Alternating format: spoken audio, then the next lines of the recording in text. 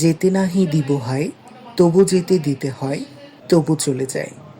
সময় বড় নিষ্ঠুর, প্রিয়জনকে ধরে রাখতে চাই, তবু সময়ের নিয়মে বিদায় নিতে হয়। সীতাকুণ্ড ডিগ্রি কলেজের আকাশ জুড়ে তেমনই এক বিদায়ের সুর। বিদায় নিচ্ছেন ইংরেজি বিভাগের সহকারী অধ্যাপক মুশফিকুর রহমান স্যার। 1990 সালের 6 জানুয়ারি তিনি এই কলেজে যোগ দেন। দীর্ঘ 35 বছর 8 মাস ধরে নিষ্ঠা, দক্ষতা আর সুনামের সঙ্গে শিক্ষকতা করে আসছেন তিনি।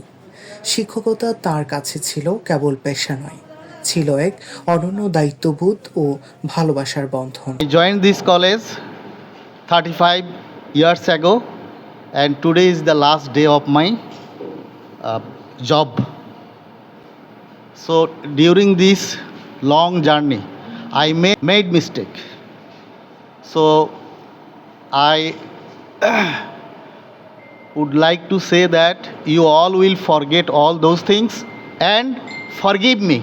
The best part of my life I spent in this college.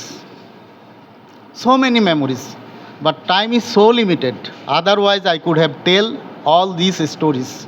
তার স্নেহ, শিক্ষা আর প্রেরণায় অসংখ্য শিক্ষার্থী আলোকিত জীবনের পথে হাঁটতে শিখেছে।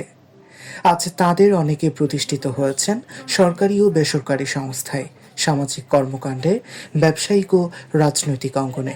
শিক্ষকতা জীবনে উনি অনেক শিক্ষার্থীকে বিনা পয়সায় পড়িয়েছেন, আর আমরা সহকর্মী হিসাবে উনি আমাদেরকে অত্যন্ত স্নেহবাদন হিসাবে দেখতেন।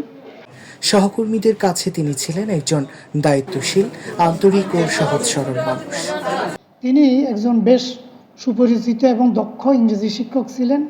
অত্র এলাকায় তিনি অসংখ্য তার ভালো ছাত্র উনি সৃষ্টি করেছেন, ভালো পাঠদান করেছেন। শিক্ষক এবং সহকর্মীদের সাথে উনার হৃদ্যতাপূর্ণ অবস্থান ছিলেন। আজকে স্যারের শেষ কর্মদিবস। স্যারের স্মৃতিচারণ করতে গেলে অনেক কথাই বলতে হয়।